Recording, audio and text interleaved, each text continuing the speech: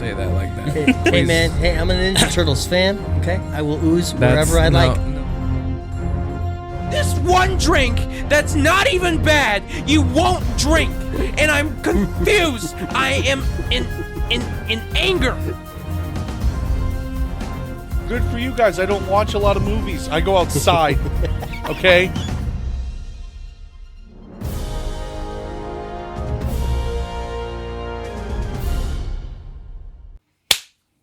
Hello, my name is Isaac William Joseph, and welcome back to another episode of the Too Many Words podcast. To my left is my best friend, Jordan Van Cleve. To my right is very special guest, Rob Cramer. How you doing, Rob? Pretty good. Thank you for having me. Thank you. So it is episode, 120? Oh my goodness, that's crazy. Have you done anything besides poop 120 times in a row? Breathe, eat, something like that. I don't know. But yeah, podcast stays consistent as all heck. Super proud. But anyways, we have Rob in here this week because, every once in a while, people ask to be on the podcast. And, I was really transparent with Rob. I'm like, hey, man, we got a lot of people that want to be on the podcast. We got a lot of people that want to be on the podcast. Not to say... me saying that's not me saying, hey, get in line. That's me saying we forget who wants to be on the podcast, and so you really got to push that on me. And Rob really put it on me, bro. Like every week he's like, when can I be on your podcast? When can I be on your podcast? When can I be on your podcast? He's like super consistent. So props to you, brother. We finally got you on the podcast. It only took a month for the right time to happen, but yeah. It is Sunday, November 24th, 7:11 p.m. Like that one place. 7-Eleven. Nice. Yeah. All right, Jordan, what is the word of the week to kick off the episode? I prepped it last time, and I didn't this time. You're okay. I'm sad now. You're okay. Not everybody's great like Rob. Rob's a married man. Like, that guy's, like, levels above us. Crazy stuff. I'll take it. But that does mean we have more time than him. Absolutely. Welcome to Vocabulary, an app to learn... Vocabulary? Misanthrope. Misanthrope. Misanthrope. Oh, okay. Oh. You gotta mute that ad wall. Goodness gracious, that thing is riddled. Happens every time I screenshot it. It's okay. So, Rob, did the Ravens win this weekend? They play Monday night. Oh, really? Okay. Against the Chargers. So the Harbaugh Bowl. That's what they called it at the end of the Raiders game where we lost. But yeah, there's a few subjects that I feel like we're going to be talking about with Rob today. One being football, and the other being probably how we know each other, and another one being, of course, probably your small business. Mm-hmm. Yeah. Misanthrope, a person who hates or distrusts humankind. He pretends to be a misanthrope, but he makes generous, anonymous donations to his favorite causes. Can you read that definition again? A person who hates or distrusts humankind. Dang. Yeah, dang. There's a lot of people like that. Mm-hmm. A lot of people. Probably like a good majority of America. Mm-hmm. Probably. Misanthrope. How about that? Use that word of the week for you, listener. But, yeah. So, let's go straight into announcements. I got an episode of Unfadable. We've already stated the date. It will come out on the 29th of November. So if it's after the 29th, go, of course, check that out, silly.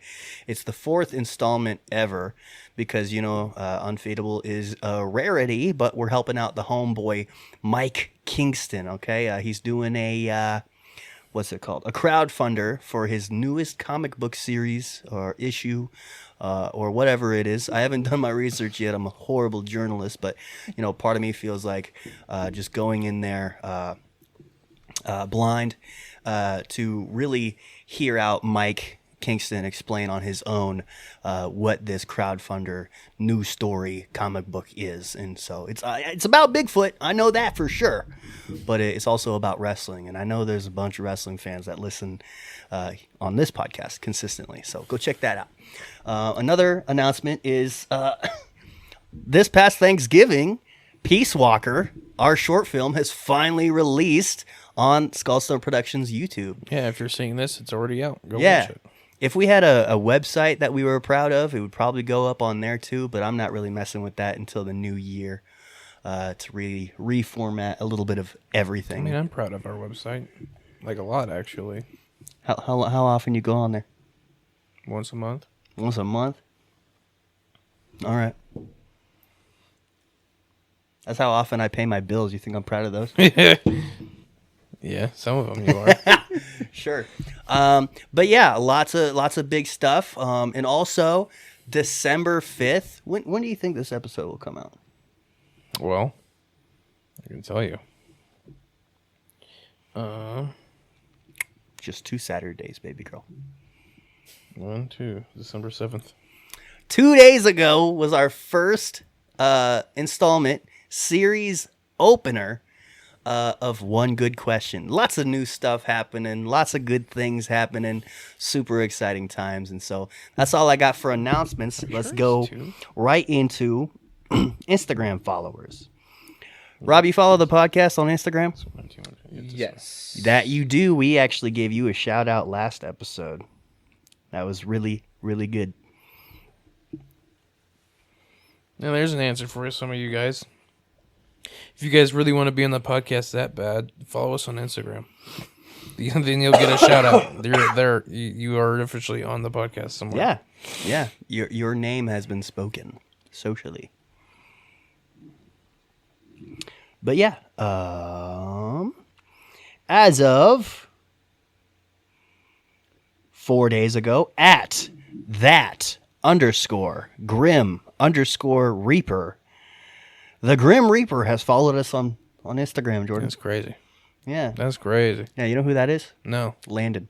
Oh, okay. Yeah. Thanks, Landon. And then @New World Comics Nice. has followed us on Instagram. I was waiting for that one. That's Thank you, cool. Ty. He was letting that one cook. He was like making us like beg. Wait for it. Yeah, he was making us wait for it, And I think that is all of the new followers we got on Instagram. We are securely over 200 at 206. So thank you. It was crazy, Rob. We went like a whole month and a half without actually any new Instagram followers. It was a sad time. And then the Comic-Con happened, and then we've been blessed ever since then. But yeah. You ever start a podcast needing to poop? Yeah. Awful stuff. But It's okay. I'm here we'll be for you, fine. buddy. We'll be fine. So, first actual segment that we can get you in on, Rob. Sorry, we gotta get through so much stuff, all the time. But first actual segment involving you. You can go last in case something hasn't gone to your head immediately. But what you learned this week segment. You got something? I think I was just really thinking of, wasn't quite, I was recalling a thing this week to where, the best people at reading body language is people that don't. Oh. Because, and in college, I think there's one time to where, I saw a counselor just to get better, health mentally. And talked about how with communication, with body language, one thing can mean multiple things. And he proved this with an exercise. Because something to where you're like, for instance, I remembered in college to where I was a youth leader, and this high school girl, I'm like, "Are you all right?" Because kind of her voice was a little bit kind of strained, and I'm like, "Okay, whatever." Yeah. Didn't take me until probably a year and a half later to realize that strain in her voice I was hearing, that sounded kind of a little bit, was actually just the fact that she just was losing her voice because it was camp. It was what? It was camp. It was church camp. So she was losing her voice. It wasn't the fact that she was sad. I was just misreading the body language because... Yeah, you yell a lot at church camp. Yeah. Yeah, I did a lot at my church retreat, dog. Oh, they had us sing on the last day. Do that on the first day when I'm not done, you know? But yeah, it's just, I mean, it's easy. You can read body language, but always seek to confirm it. Always just kind of ask people questions and always kind of seek, because, because the one that the counselor used was, one of the ones was he would pretend like on his phone kind of doing this, and he was trying to relay busy, and I got it as, I think, like mad or something. Like I'd completely kind of missed the cues and I couldn't read. But I truly believe, I think humans are very complex sometimes. Excuse me, with body language. How's mine? Is it good? Yeah. I think you've got good body posture right there. Sick. Do I look engaged? Absolutely. I'm actually quite single right now, Rob. So it's fine. That's good. That's good. So you're wrong. That was good. But yeah. So like seeking out the answer, even when you're pretty sure for body language. Yeah. Mm-hmm. So like if I see someone sitting wrong, like you just ask questions that seem irrelevant, but like can give you like textbook answers. Like if I see someone sitting weird, like what if Jordan was suddenly like sitting very uncomfortable, I'd be like, all right, everyone, when was the last time you pooped yourself? And if he said right now, then I know why. You know? Okay. Right? Yeah. Yeah. I'm picking up on what you're putting down, Rob. So we're good. Thank you so much for this. How about you, Jordan? What you learned this week? So something that I actually did learn this week. So I'm an avid video game player, Rob. I don't know if you play video games much or at all. Or I didn't know you played video games. I know you know. Okay, Yeah. I'm not talking to you. This Okay. isn't for you. But I was playing Call of Duty Black Ops 6. I haven't played any Call of Duty since Black Ops 2, and that was like one of the 3 that I had played in my life at that time. And so I was playing Black Ops 6 Zombies with one of my buddies, one of my buddies and his wife. And then another one of my buddies decided that, or asked if he could join us, and we said yeah. So and he was playing with us, and he's pretty good at that game. But I guess what I'm trying to say is what I learned is that with the right combination of like elements, you can go a lot farther. Because like we kept getting to like farther and farther rounds. It's crazy. Nice. Especially I think with zombies, because you kind of have to throw the right people. Yeah. Teamwork. That's another one. Teamwork. Because you have to trust each other. Because you can't cover all the spaces by one person. So completely understand that, to where it's like, you've got this area, this person has this kind of area. Yeah, I remember when zombies first came out. Oh yeah. I'm that old. To where zombies first came out to kind of Call of Duty. Uh-huh. I kind of remembered. I remembered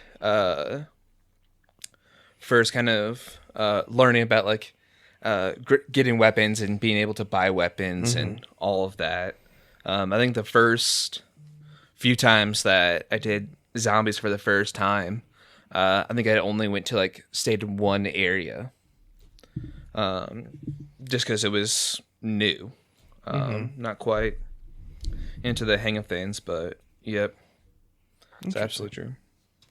So you learned that he was what, good at the game? No, I learned that with the right combination of different things, you can go really far.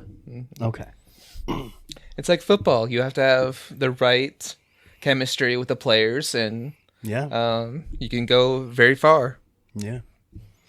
So, something I learned this week. I learned that I freak out whenever I get sick. Like sick.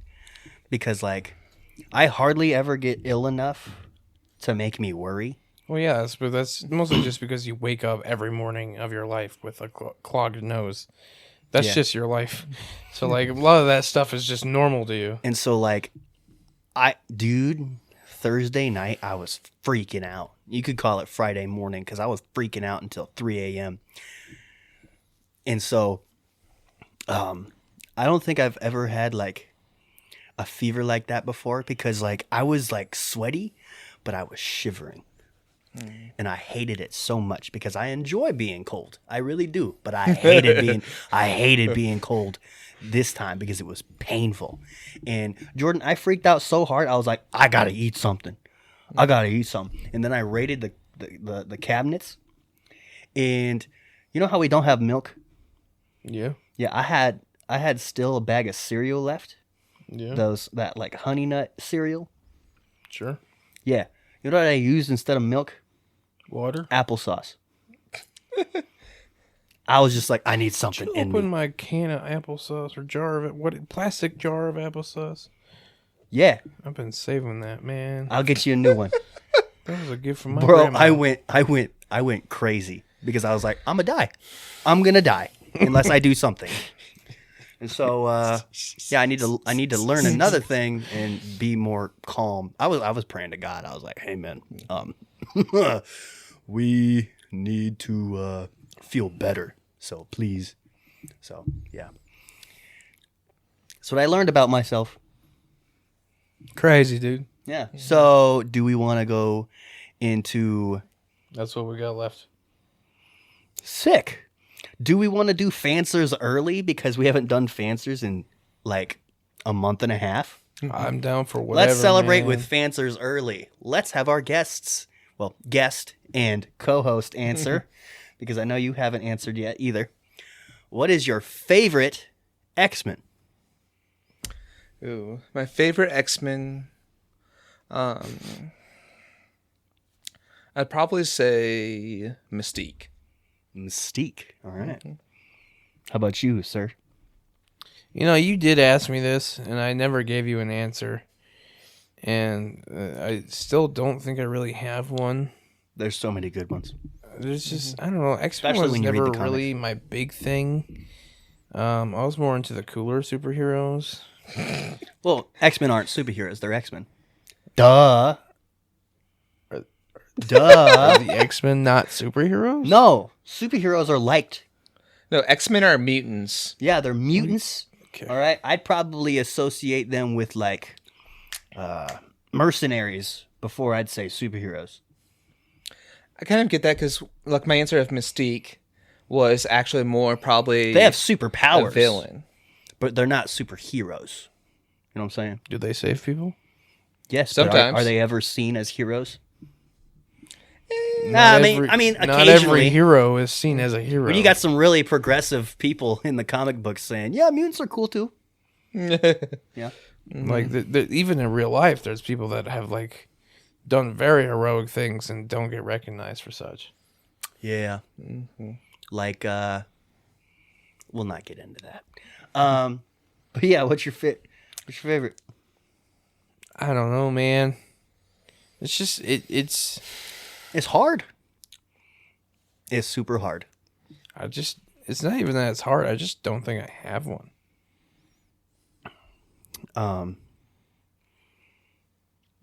See, I keep going back and forth, but I think call me one of those guys. But I love Gambit. I really do. Like, I originally jumped on that wagon from his popularity from the movie, but then I found out he was from New Orleans. and I was like, we're cooking with grease, baby. Because I love the cultural aspect of New Orleans and the way he talks and stuff like that. And so I love him as Remy LeBeau, and I love him as Gambit. But like a lot of really cool ones like Storm. I'd like to think Storm is my favorite female X-Men for sure. Like that's locked in. If I'm being real, I thought a lot of X-Men were lame. Like so many of them. This guy hates Crazy. mutants. Wow. Absolutely. Well, I just didn't think any of them were cool. I guess Wait, so what about Wolverine though? he's Wolverine. You know, he is Wolverine. He is the X-Men. So like, what are you gonna do? Yeah. You can't really say you don't like Wolverine because like, Ooh, who you know doesn't what like Wolverine? You know what your favorite X-Men can be? Well, Wolverine. I have a couple. I would have to say would probably be like like Cyclops. Definitely. high Cyclops is good. possibility. He's a leader. Also Also a nerd.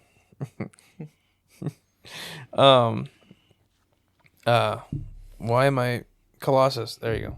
Why are you Colossus? No, I was blanking on his name for some reason. You could be your favorite X-Men could be that one kid in that one X-Men series. I forgot. The one that flicked the TV on with his eyes. No. Oh.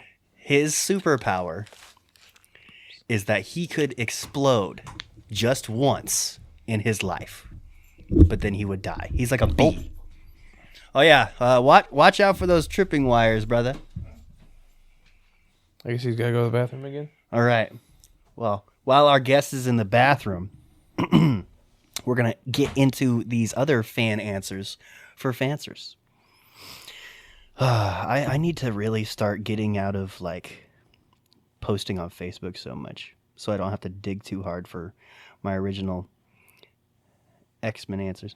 I do know that there might be a couple answers on the Too Many Words podcast page.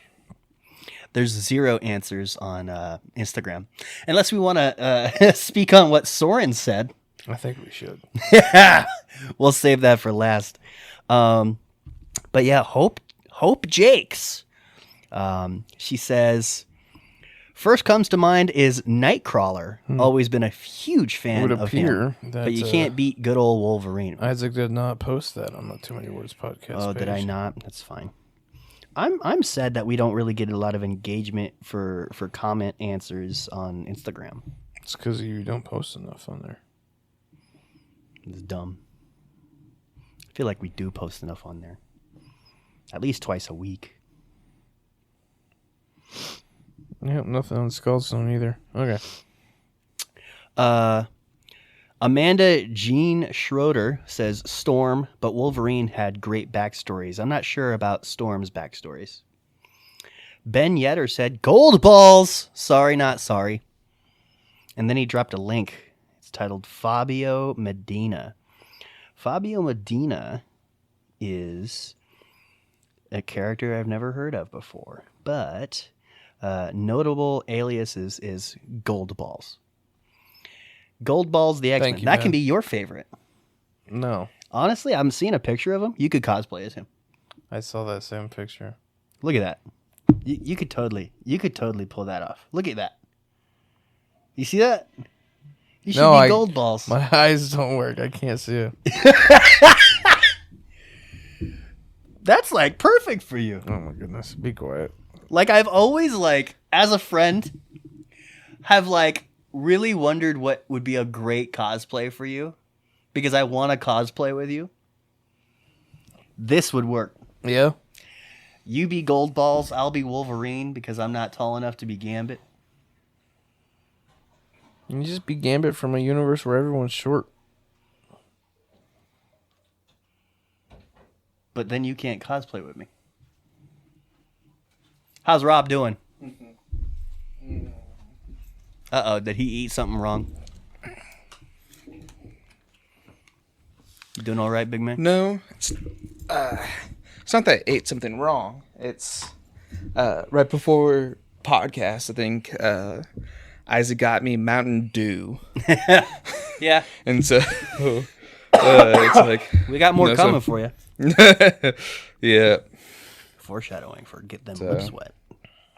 But yeah, Sherry Shank says, that's your mother-in-law now. Yep. That's crazy. She loves commenting on my Facebook posts. Absolutely. Yeah, she's so nice. She says, I'm going to say Wolverine, but Storm is interesting too. Wolverine gives off that misunderstood loner vibe, displays unreal strength and passion that he struggles at times to control, and Hugh Jackman did a fantastic portrayal. Nice. Freddie Fisher says Kurt Vonner. Which X-Men is Kurt Vonner? Reagan D. Shonk, your brother-in-law. This family that you married into, I like them. I like them. You picked a good one. Hey, some of the sisters are single. Morph. Reagan is cool, but like Morph is like an odd answer to me. Shapeshifter. He doesn't look like Mystique in his like default form. He just looks like a man with alopecia or something. Like Voldemort. He looks like Voldemort. But hey, that's your opinion, dog. I think he's pretty underrated. I just underrated him, so. What was that Kurt one that you said? Huh? Kurt Vonner. Wagner. Okay. Yeah. Isaac Antonio Garcia says Rogue. Nathaniel Jensen says Onslaught. Jacob Wilburn says Nightcrawler and Colossus. Melanie Blumquist says Rogue. James Ward says Zabby. Zabi. Okay. Dennis McCulley. As big of a fan of the X-Men, I have to say that Magneto is my favorite. James has requested us talk about Zabi a little bit. Okay. Yeah, go into that article? Okay, I will after this. Followed closely by Scott Summers, a.k.a. Cyclops. Wolverine is close. Wolverine is cool, but he's not the only X-Men, nor is he even the most interesting. Isaac D. Fogel says Cyclops. Samara Vega says my little blue Bamf machine. I don't know what she means by that. What'd she say? My little blue Bamf machine? That's Nightcrawler. Okay. That's the noise he makes when he teleports. Bamf. Okay. I was going off of Little Blue, and I was like, the only guess I had is, Nightcrawler. And then Brittany Jess says Colossus.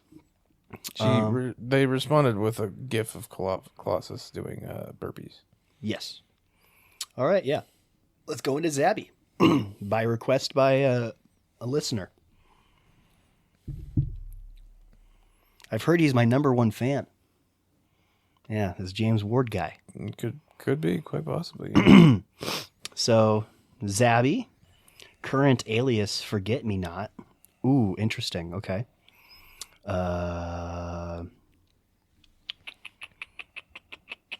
Ooh, he's single, Jordan.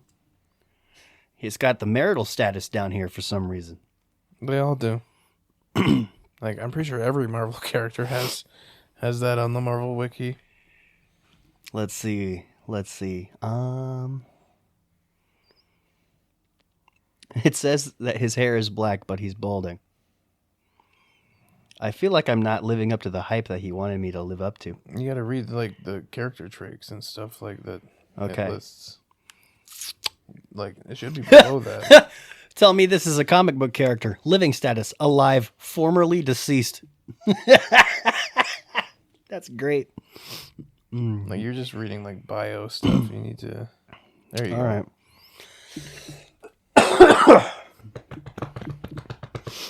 All right. History. Member of the X-Men. Forget-Me-Not has been a member of the X-Men for over 6 years, likely joining prior to M-Day. However, due to the nature of his powers, he went unnoticed by his peers and remained absent from official rosters.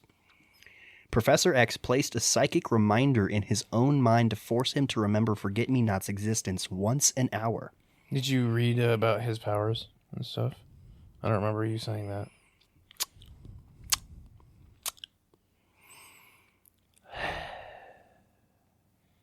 It should have been. I thought you scrubbed past it already. It does not say anything about his powers yet.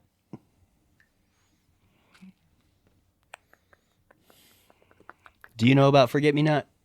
No. Nope. Because what's Wagner? Because the one with Kurt Wagner is that I see a Kurt Wagner, which is Nightcrawler. So I'm wondering if It was like a typo. If it was a typo. Okay, that's a good catch. I'm gonna keep reading this article. How long is it though? Because I'm not gonna read everything. This is not a narrative episode. Oh, there we go. Attributes, powers, unmemorability. What? Excuse me? Forget Me Not was a mutant who was stated to be in a state of constant existential superposition, both real and unreal. He's literally written out of the story. His powers includes, yo, this is actually some like deep stuff. Yeah. Forget Me Not is incapable of being remembered by virtually all individuals. Well, that's like a counteractive name. Forget Me Not. I mean, to be honest, I love this character build so far. When he is not directly within a view of an individual, his presence, existence, and any memories of him completely disappear from their mind. Wait a second. So, like, his power is like us having a baby's perspective when we go, peekaboo. Like, Yeah. oh shoot, he's gone. And now I'm here. It's funny because Isaac, as soon as you said like character build, my mind immediately goes to D&D, Dungeons and Dragons. Yeah, I probably Being said it because of the influence from Dungeons and Dragons, yeah. But he's also a telepathic undetectability. Professor X was unable to sense Forget Me Not. Okay, now this is an OP character. OP character. You know what? We could probably go super deep into that one, but how long have we been recording already? 31 minutes. Yeah. 32 minutes. I just wanted you to essentially read his powers and stuff. All right. So, Rob, are you ready to get them lips wet? I guess. All right. Let's start the Get Them Lips Wet segment. Jordan. What? Are you going to go pour that? Oh, Yeah. okay. You have a guest. Yeah. Okay. Yeah. I'm sure he doesn't want to drink. Well, I was going to like advertise it while you were gone. Well, you can still advertise it. What's it even called again? Mountain Dew Infinite Swirl from Speedway in Minnesota. Mountain Dew Infinite Swirl from Speedway in Minnesota. All right, that's it. I'm done. Now we're just going to be So no, super- okay. So by the way, with small group, Yeah. I think on the chat your name was Isaac Linbach. Lingelbach. Lingelbach. You stop it. So what is the story like? Because now you say Isaac Williams Joseph. Yes, Isaac William Joseph. So what is the story with the last? Okay, what's The the story? switch. The story is I have two middle names. And see, I took it as kind of two big reasons, okay? I wanted to create just the slightest bit of division between my personal life and my podcasting, directing, writing life, right? My creative life, right? I wanted to have those be two separate things, all right? How do I write my bills off with? I'm Isaac Lingelbach. How do I apply for jobs? I'm Isaac Lingelbach, right? Who am I in the eyes of a creator? I'm Isaac William Joseph. The other reason is Lingelbach. I mean, you just proved it right there. It's not the most marketable, memorable trademark of a name. You know, I think there is actual prestige and pedigree in the name and its history, But when it comes to branding myself, getting my name out there, it becoming a virus in what could be the next great writer and director, people are going to be saying, "Hey, you checked out that Isaac Ingebrigtsen movie?" Nah, it's not going to work out. Okay, so William Joseph are both your middle names? Yes, William and Joseph. The only example I could think of where Lingelbach would eventually work is it worked for Zach Galifianakis. You just got to get big enough, and then people will know how to pronounce your name eventually. Also, just for out of my personal entertainment, please spell Joseph. Yeah, you read your Bible, spell Joseph. Uh, I did that way too loud. oh, now I'm on the spot. J-O, is it E-S-P-H? Oh, see, this guy's a genius. Yes, that's how you spell my middle name. That is Joseph. how you spell his middle name. Yeah. It's spelled phonetically, but Joseph, the correct way to spell Joseph is Joseph. Seth. Yeah. Seth. Yeah. Every once in a while, when I put my name on things, they're like, "Oh, I think you misspelled Joseph." I think you're wrong. That's how you spell my name. It's a name. You know how many different names, different ways there are to spell Caitlin? It was really funny is when I told his dad about that, and We were 24 years, his dad didn't know it was spelled that way. Yeah. For over 2 decades, my dad didn't know that my middle name was spelled wrong.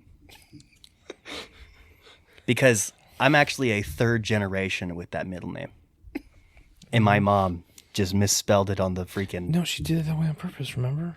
Well, no. I fully believe that when my mom got caught misspelling the name, I think she just tried to, roll for freaking... Deception? And was just like, no, I wanted to spell it like that so I could say Joseph, which is the dumbest rebuttal ever.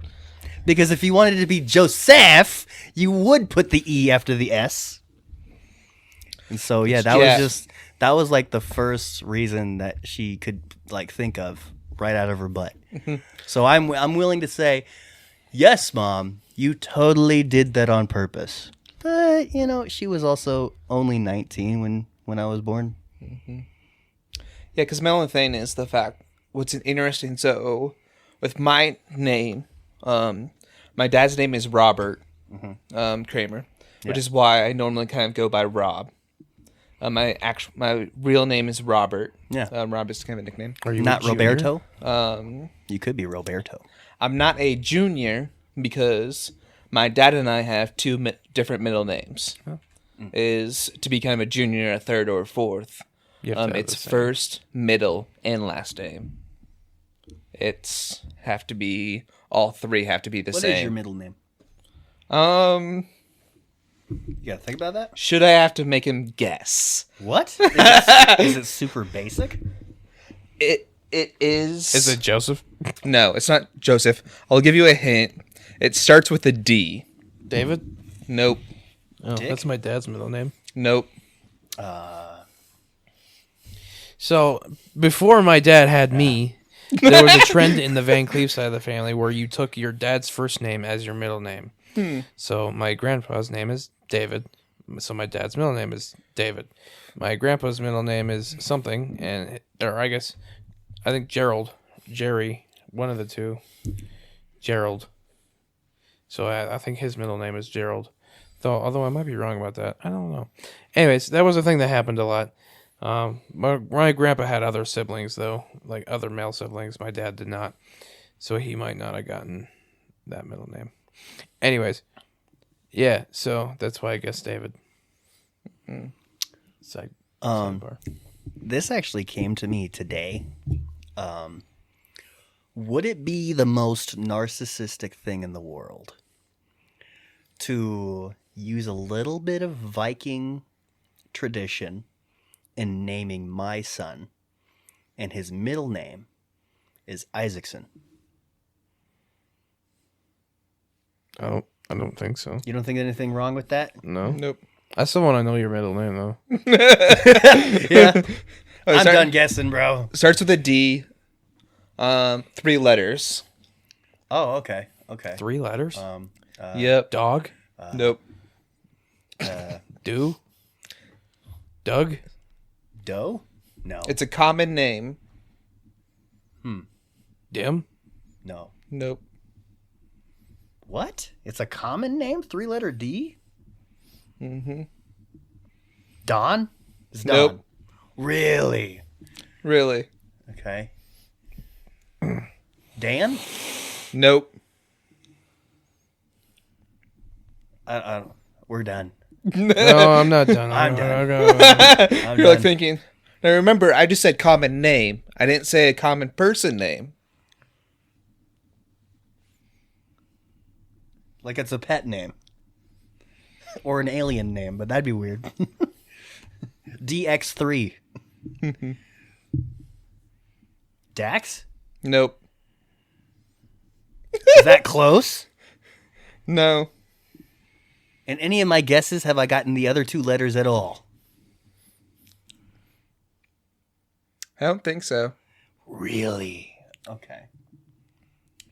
You this one's on you, Jordan. I can't. All right, this is gonna be a 3-hour podcast if I keep going. So your name is Rob It's Robert Blank Cramer. Cramer.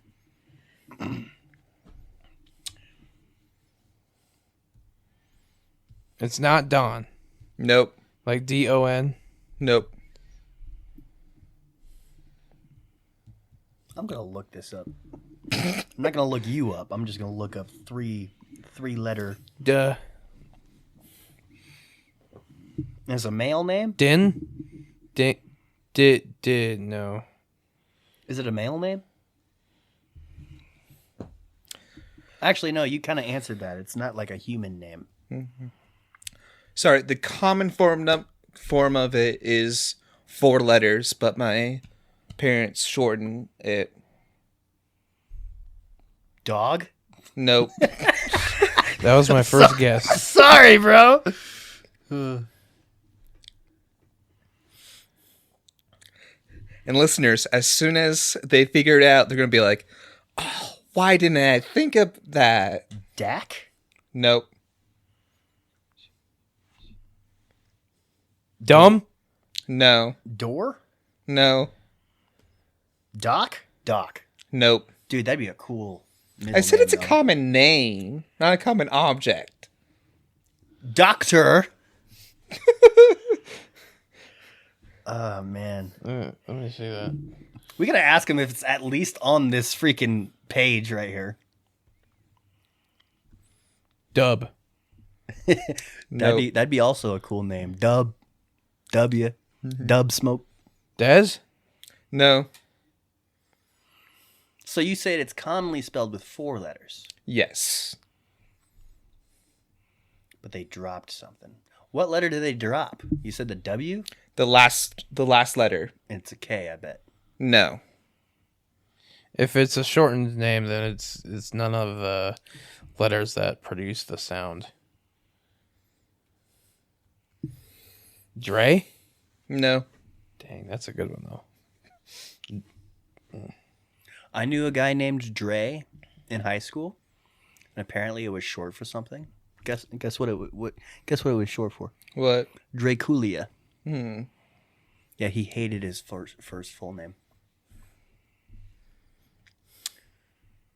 Well, anyways, while Jordan is pursuing that mission, all right, we'll stay tuned for that one. You try your best, brother. We're going to try Mountain Dew. Oh, wait, it's on the tip of his face. There's no way. What? You said this guy goes to church? Yeah. Then I'm not saying that. That's probably not the right answer. My first guess was Dick. It's a believable answer. I was gonna say DIX. Oh, okay. No, that's 5 letters, not 4. I guess that's true. So, okay. Let's try this Mountain Dew Infinite Give Swirl. it the sniff test. Yeah, smell test. Surface thoughts from the smell test. I've had 4 of these already because I bought 6, gave one to my mom, and saved one for the podcast. Sorry, my smell is like the worst of my senses. Like I can barely smell. Whoops. The worst of my senses is my sight. That's why I wear glasses. Mine is my hearing, and a lot of people can agree. I don't think that. I think your hearing's all right. I think it's more so you get so focused and in tune with whatever's. I think my ADHD plays into my hearing. Yeah. Because like a legit sound could be going off, and I would not know. Like maybe my subconscious would pick up. How about this? I'll give Jordan a hint. The L is what's dropped off from the 4-letter word. Is it dill? Nope. Close. That'd be like a good Rugrats name. But anyways, It's probably the closest you've gotten. I like this smell, and I'm glad that this does not smell immediately like another pineapple-based soda, because that's what you said, right? It was a pineapple soda. It is Infinite Swirl Dew with a blast of artificial pineapple berry flavor. Okay, so the berry. There's a berry in here. Mm-hmm. I'm getting raspberry. What do you think? I think it's probably like generic blueberry or something like that. And that's why it's blue. I would say blueberry. All right. You can drink it. Dull? No. Like, okay. Okay. I need another hit of this. Dell? Dell. Like the computers? Yo, like Yes. Del Curry, bro. I said it's a common name. Everybody's heard of Dell laptops. Yeah. Wow. You said not for. Yeah. It's there you go. Yeah. Del Taco. Dave would have been another good guess, except for not. Interesting with yours is we said earlier about kind of names is Delmer.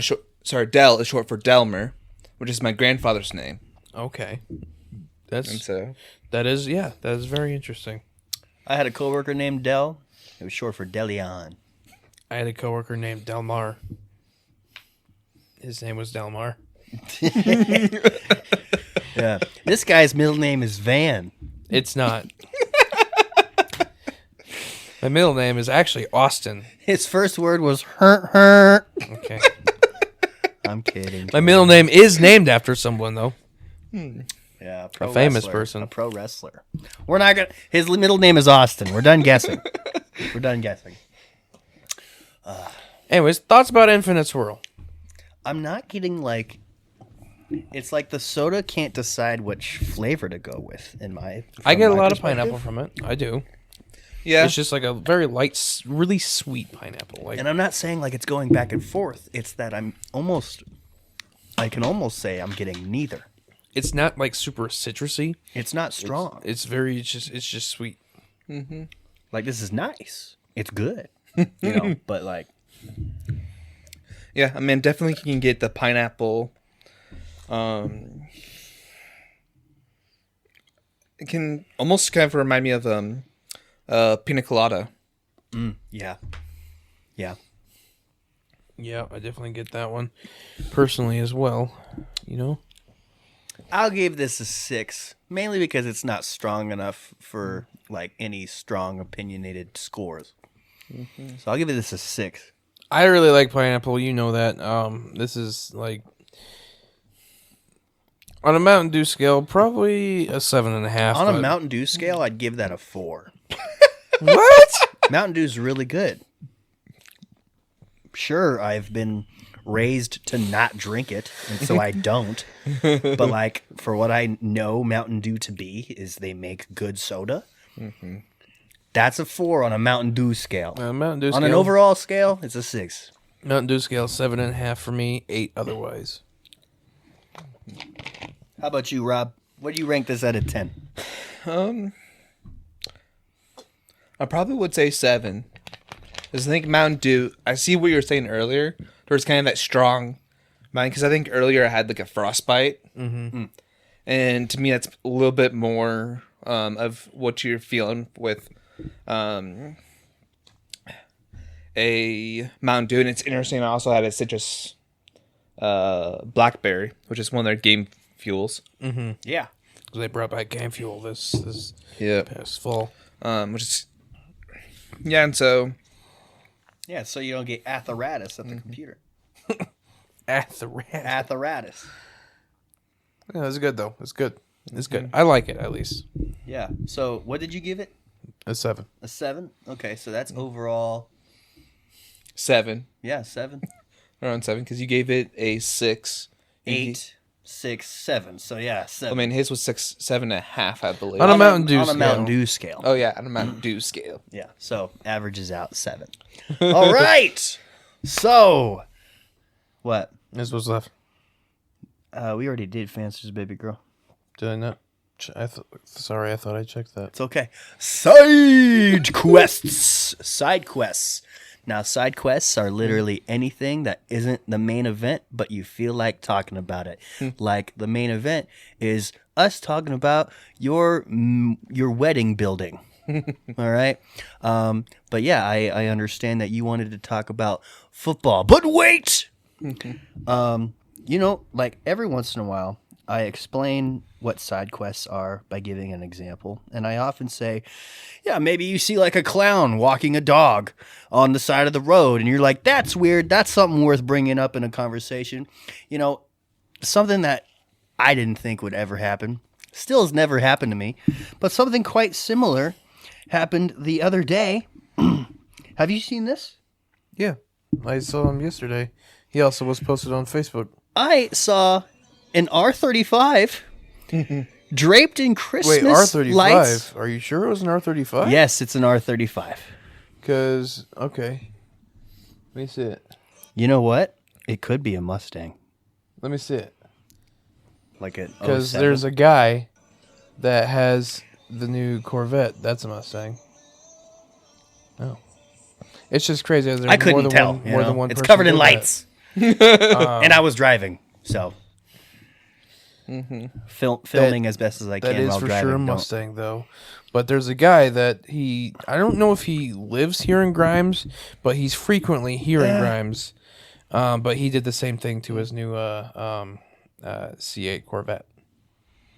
And it's already a really interesting green color. So like what? Is that just like a kit I guess that so. you can purchase?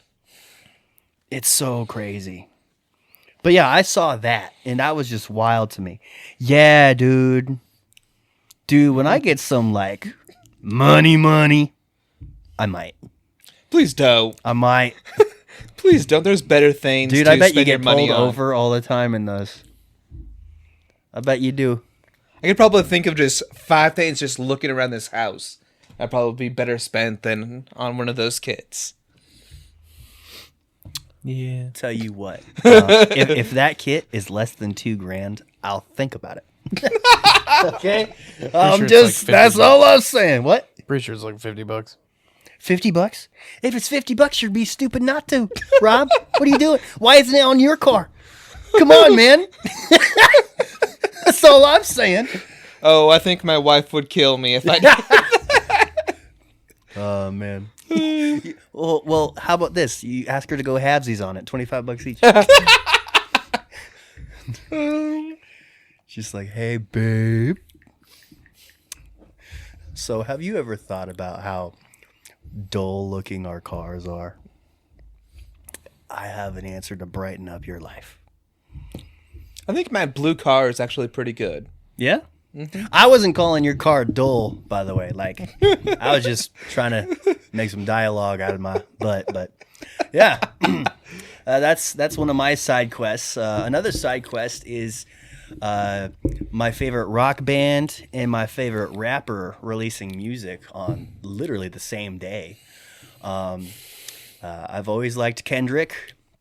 A lot of people think he's getting overhyped these days, but He's receiving some words. he's receiving a lot of hate just because people think that Drake made him famous, but that's like the most Well, asinine I thing was in the world. talking about this most recent release of his is making some headlines in the music industry, I guess. I mean, he's always been a really good lyricist. Okay, everything like I didn't mean it like especially. that. What do you mean? He's receiving hate for it. Yeah, Like he bashed Lil Wayne, I guess. yeah, for what he's said. He's always been a crazy lyricist. Okay. I think, especially as he's gotten older, it's gotten to be less about how the song sounds. Now, don't get me wrong, he's not sacrificing good sounding music, but I think he's paying attention. Well, he always has, but like it's really become about what he says in his music. You know what I'm saying? I see what you're saying, because I think so many times we make songs to where it's just all about the sound. The fact that if you were to give it some other like sound, it wouldn't be as much stuck in your head. Mm-hmm. But because it hits the right notes and it gets us like, this is a really cool song. Mm-hmm. And then because I think a challenge I would do is take some of your favorite songs and type out the lyrics and actually view it as a poem. Yeah. And see how well that song translates to you. Mm-hmm. Yeah.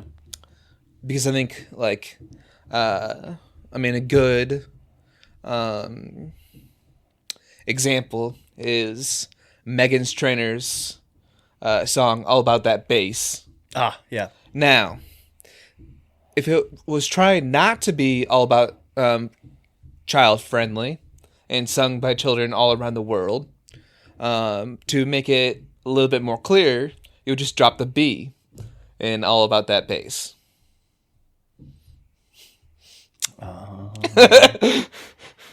Gotcha. That was the message in the song? Yeah. Really? Yes. Okay. See, I was in high school not really thinking about Yeah. that song when it Like, came out. go back and look at the lyrics and drop the B from bass, Okay. and it's like, okay. And you've got kids singing this song absolutely to where the words are not very good.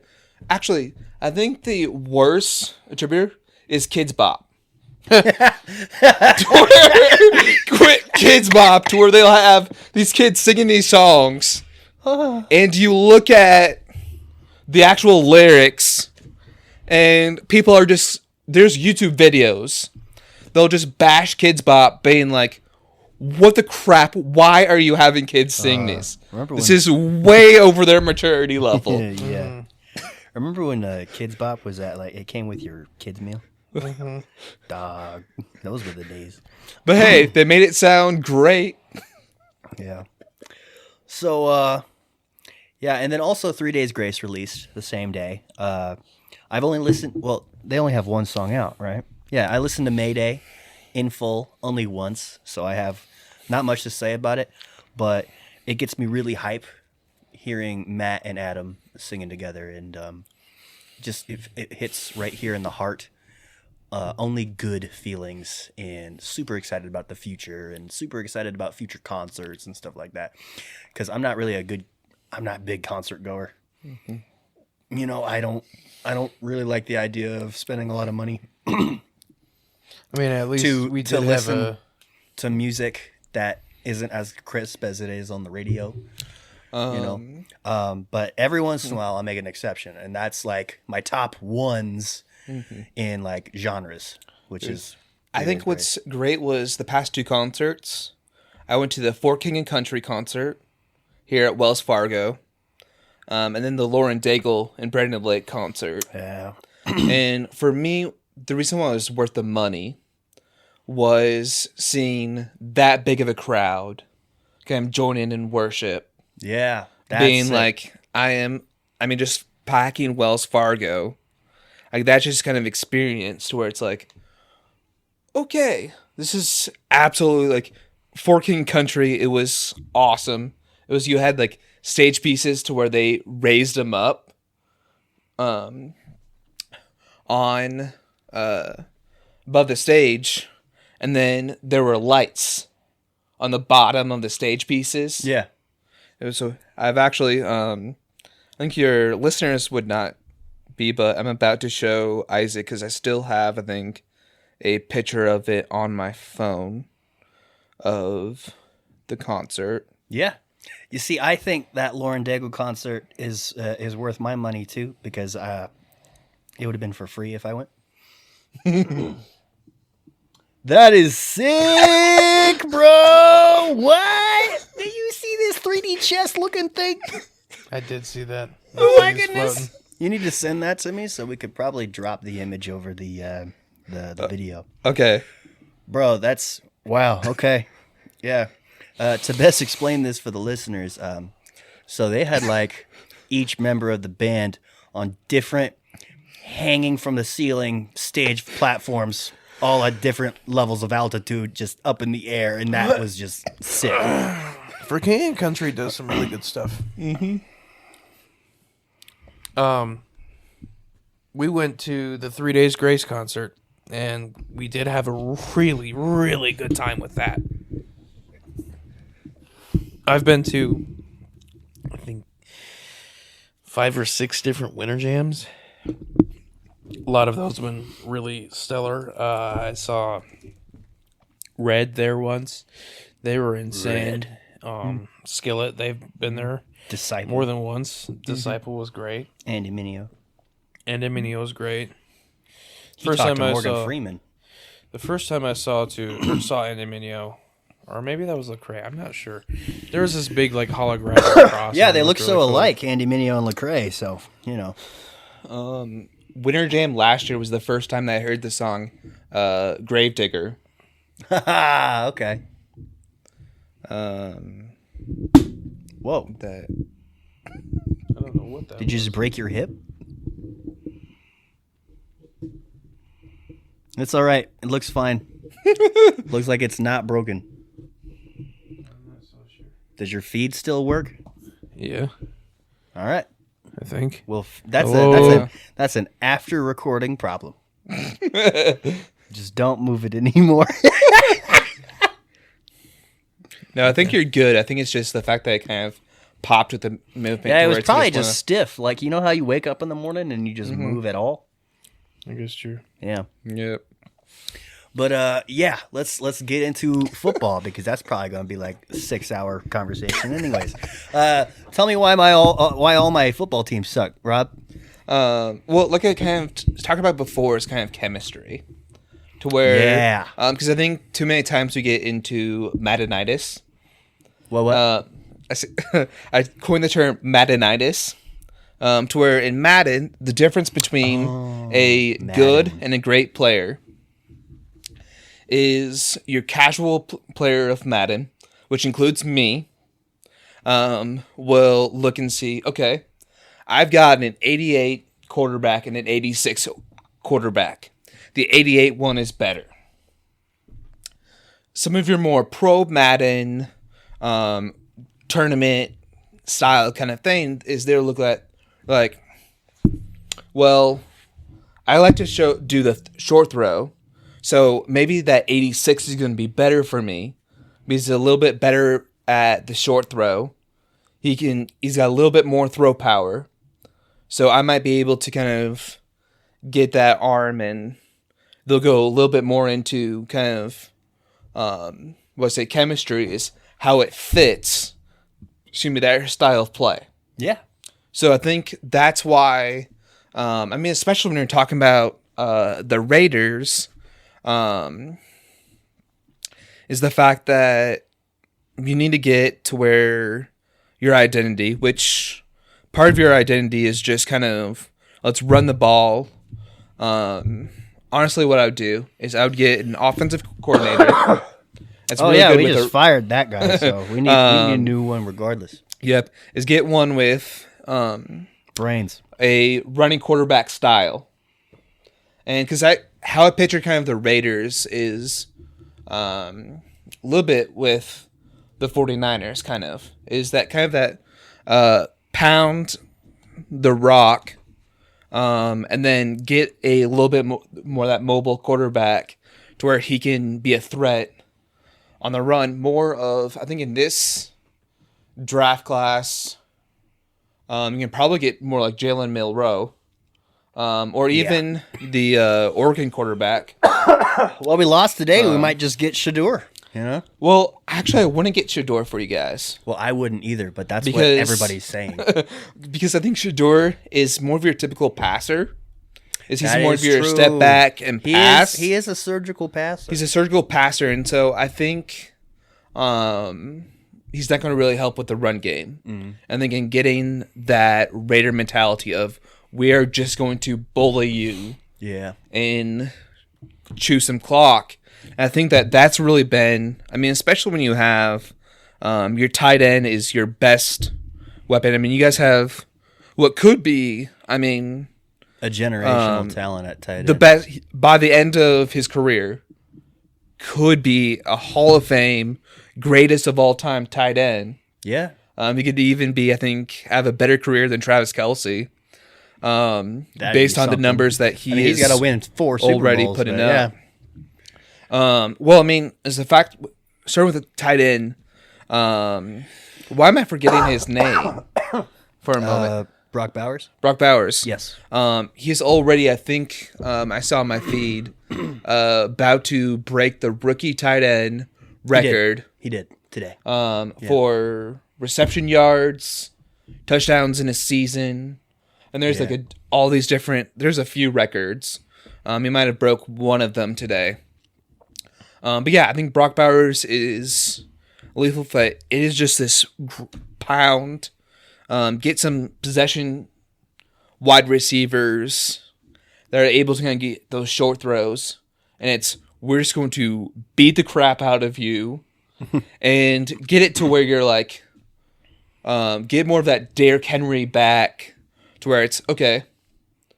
The defense doesn't want to tackle anymore in the fourth quarter because they're so banged up. Yeah. I mean, that's just kind of that Antonio Pierce Raider mentality. Yeah. I keep having to remind myself that this is like his first legit season as head coach. And like, you got to remember, what do you think of Jordan? I don't watch football. That's It's what fine. I'm thinking. He is a Lions fan. All right. And as you know, as out of it he is. You guys are talking about like real football stuff, and I just I know numbers. I like the numbers. Jordan liked the Lions before they were giga awesome. So, you know, even though he's still a softcore fan, he was a softcore fan of the Lions when they sucked. So he's a real softcore fan. I think a good one for the Raiders even is Quinn Ewers from Texas. Like that quarterback to where he's just like, okay, I'm going to plow through anybody that tries to get in the backfield. Yeah. And make the. I mean, remember Dan Campbell's first season? 0-5. That was the season before I started paying attention. 0-5. One of the worst records in the league. And then y'all got Hutchinson. yeah. But They yeah, started- that's what I keep doing to remind myself that, you know, Antonio Pierce he just needs some time. I would actually be livid if someone fired him. But yeah, I think I would feel sorry for you if you got Shador Sanders because it's just not the Raider way. I think they've had so many quarterbacks that's like these pocket passers, kind of nice. You need someone who absolutely can kind of run and just not afraid to kind of make someone pay when they get to the quarterback. And I think you get kind of that offense coordinator, get the right players. Yeah. See, the Raiders, I feel like they're just kids with a flashy stack of cash that will just go with the trend. Like if Mark Davis was a teenager when I was a teenager, he would have gotten like all things Supreme, you know, like that Supreme clothing brand. The reason why I say that, and my point is that they go for things that are flashy, mainstream. Like, oh, the Raiders should get Shedeur Sanders, Las Vegas. It's all about the show, blah, blah, blah, blah, blah. Another example being us having an actual really reliable, really solid head coach in Jack Del Rio in 2016 when we actually had one of the best seasons of my lifetime. And we just say, oh, yeah, we don't need him anymore because John Gruden wants to work again. Like, that's so ridiculous. We gave him $100 million for 10 years. 10 years? Bro, they were making comparisons when they made that deal. People were like, the Patriots don't give Belichick 10-year contracts. He's the best coach in the league. At least he was at the time. Well, I mean, that's the thing, though, is how much, though, was Belichick to Tom Brady? Like that was unknown at the time. That was really unknown. Well, yeah, that was the time. Because we're going to... Belichick, as soon as Brady went to the Buccaneers, the Patriots were... Not a playoff team. Not a playoff team. So... Let alone a Super Bowl team. But all I'm saying is that, like, yeah, Raiders... I don't know what Mark Davis's mentality is. Maybe all he cares about is just making billions of dollars every year because you're in Vegas and you will just make that kind of money. But, like, the whole deal is like... where was I going with this? I think he's just like in a we should be winning right now kind of mentality, which is why there's such turnover in our starters, such turnover in our coaching staff. We have never settled on a coaching staff, and it's crazy. You know what the dumbest thing is, Rob? After 2016, we fired our offensive coordinator, which was one of our best offensive years. We were like a top 3 offense in 2016. You know, that one time we were made the playoffs and then Derek Carr died, you know? But like, yeah, I really don't understand it. Like, yeah. How's your Ravens? Ravens pretty good. Like, I think with the Ravens, part of, I think this year, the struggle, one is just defensively is that Zach Orr, I think, really needs to kind of get on that unit and be able to get to that Baltimore defense kind of way. Yeah, what do you think, Jordan? Yeah. Yeah? Upgrade that defense. Yeah. Yeah, I think just getting, defense players healthy, because I think we're dealing with injuries. I suppose the offense, as much as I like Derrick Henry, I think we are more of a zone style of run rather than a power style. And so I think we did a lot better with kind of Justice Hill and Gus Edwards.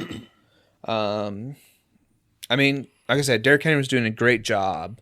But that style of offense, I don't know if necessarily Derrick Henry is a fit. Good kind of comparison is when Kevin Durant was on the Warriors. Yeah. He was a good player. Yeah. I mean, no one's going to doubt it, but there was just something, I think, a little bit off chemistry-wise, to where they weren't quite as dominant team as they could be. Really? Which is why kind of Durant had very little time in Golden State, is because he just wasn't kind of a fit to their identity. I might have to politely disagree. I mean, you can kind of read articles. I feel like chemistry Definitely was weird, especially by the end of the contract. Yep. But I mean, other than Who Wants to Be the Leading Man, I mean, I think they won. I mean, they were good. Yeah, they were good. I think they could be better. I think without Durant. There's some articles that you can kind of go back that talks about the little bit of friction that Durant had with the Splash Brothers. Yeah. That tells a little bit of how Durant wasn't kind of meshing well with the team and how he kind of felt like an outsider sometimes. Gotcha. And so, yeah, from someone who's not too much, I think, into basketball, it felt like, hey, they were winning games. Like, of course he's a good fit. When you read kind of these articles and you do a little bit of a deep dive and realize that, yes, it was a good move, but chemistry-wise, it was not so much. Gotcha. So that you think that's the Derrick Henry situation? I think it can be. I think he can do. He's gonna do some good things, and I mean the fact that he's got a rushing touchdown for almost every. But I mean you can kind of go to the Steelers to where the offensive coordinator, the fact that I think at the end of the Steelers game, Derrick Henry got the ball 0 times in the fourth quarter. There really wasn't that many carries, which is very interesting. Yeah. But yeah, that's what I'm afraid to where Ravens are almost falling into the trap of jack of all trades, but master of none. To where it's like they're going to be great, they're going to be good at all these things, but great at nothing. And that that's going to cost them. And in a few years, I think we're going to have to do a little bit of a rebuild to get to a offensive identity. Gotcha. This man's talking rebuilds to a Raiders fan. You see this? Do I just kick him off the podcast or something? I got to rebuild my my fantasy team. Dude, the most whack crap happened this weekend for fantasy for me, but I'm not going to get into it. I projected 80 points. I was at projected 160, and then it dropped to 120, and it's like, okay. Are you still going to win? No. Dang. Bro, I hate losing to Mason so much. Whoa! That flipped on its head. Nice. So I was projected like 86 points, 83 points. I'm not sure. I have 106 points. So who on your team scored 40? My wide receiver, Jay Addison, scored 29.2. Wow. And B. Irving, my running back, scored 24.10. I mean, that's the thing, though, with fantasy, is when you sign up for fantasy, realize the fact that it is a complete guessing game. Yeah. Like, there's some intuition, of course. There's some skill. I'll say that. Please don't hate me. But, like, I mean, you never know if your star player is going to go down in any game. I mean... Jared Goff only scored 10 points. Yeah, to where it's all of a sudden this wide receiver has a career day, and then he might do, like, 0 the next week. Like... But my defense is the Titans, and they scored 10 points as a defense. That's good. That's really good. Mason's going to beat me this week because the Texans' defense scored 29. Yeah. Didn't know that was possible. Yeah. They probably got like a pick 6 or something, bro. A couple times. Well, it's probably some sacks because I think... sacks or points too, yeah. Yeah. Just the Texans, I mean, end up losing to the Titans. So... Wait, they A lot lost to of the Titans? Yeah. Titans won. That's crazy. A lot of low scores this week. Wow. All right. So who's going to win the national championship for college? For college, ooh. That is tough. Because, I mean, part of it is just how the 12-team playoff bracket 19. I my mean, bad. honestly, what I would Maybe they love Get that. No, it's not. is Iowa State to be able to, if they win against Kansas State, BYU wins, Iowa State goes to the Big 12 championship, beats Arizona State. Not looking so hot. Because, I mean, seriously, though, with, I think, Arizona State this past weekend, so rather than, talking about kind of a fan, so rather than trying to just ice the game by second and goal, score a touchdown, you basically ice the game.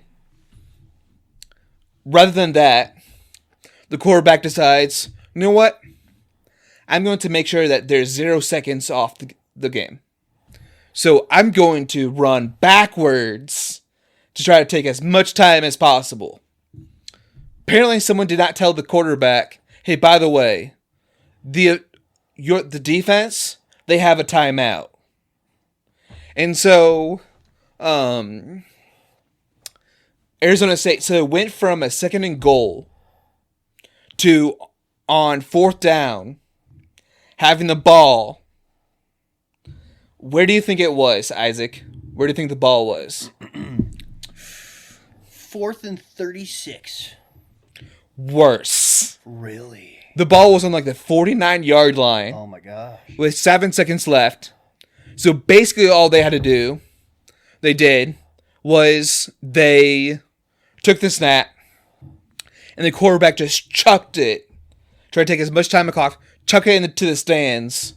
And so they gave BYU 1 second on the clock. I saw the coach going crazy. Yeah. So, And BYU. They're at the midfield. Yeah, they're midfield. So what do? They do a Hail Mary, get tackled on the 1 yard line.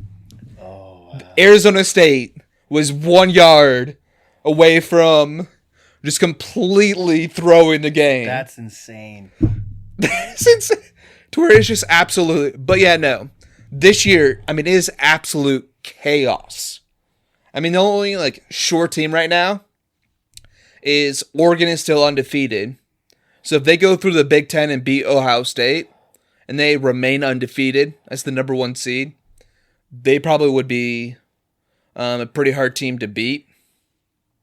But like I said, I'm hoping that my Iowa State, just as a fan, that we can kind of run the table and maybe have a Cinderella story and get into the playoffs as the Big 12 champion.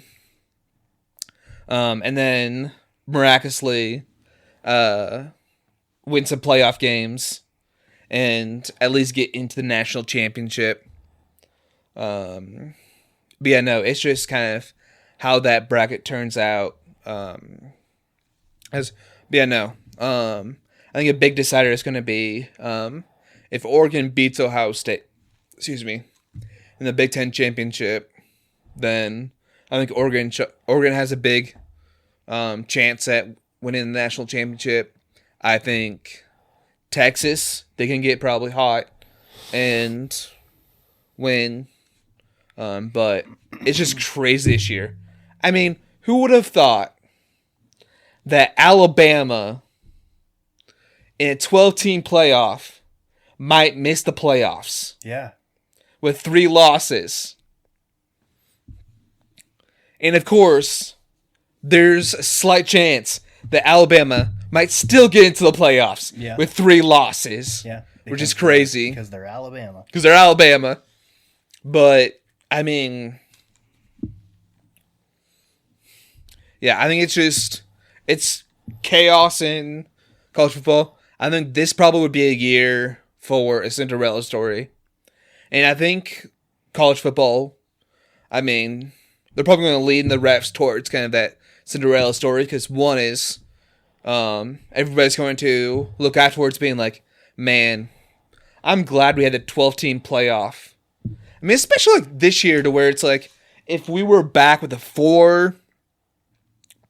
it was only 4 teams in the playoff this year, first of all, you might have just a Big 10 just completely in the championship. Just do 4 teams in the playoffs. But right now, I think the 4 teams in the AP top 25 are Oregon, Ohio State, Texas, and Penn State. So, and then actually, I'm going to go back to see the college football playoffs. Yeah, so college football last week, because they come up with on Tuesdays, is Oregon, Ohio State, Texas, Penn State was last week's. And so people would just be absolutely crying foul if it was 3 Big Ten teams and 1 SEC team in the playoffs. I mean, they might put Notre Dame in there at number 4, but I think we'd be more upset with a 14 playoff than with a 12-team one. Yeah. See, I actually really like how much parity there is this year. You know, I think the NIL deals, you know, people go back and forth on it. I've personally gone back and forth on it. And this might be the end of super long-term dynasties like Alabama, you know, because like, yeah, Georgia had a good run a few years into NIL, but that's because, you know, no matter what, if players like where they're there for 3 years or more, you know, and so yeah, I think what it used to be is, I'm going to go to Alabama because I'm a good player and that team wins, you know. Yeah, I think parity's good with NIL. One thing that I like that I think probably the average fan is not going to notice, but I believe what they did is in the winter transfer portal.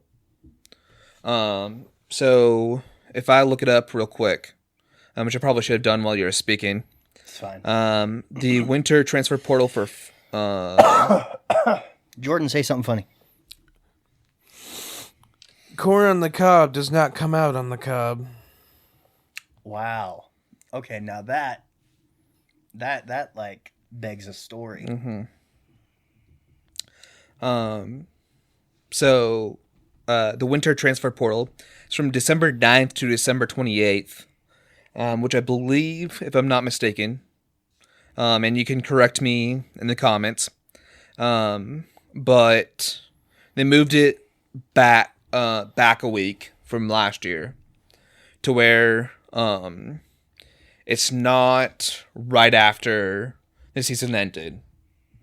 Because I think last year you had so many people to where it's like, from the emotions of the season, of a losing season, being like, okay, now I have to decide whether to transfer or not.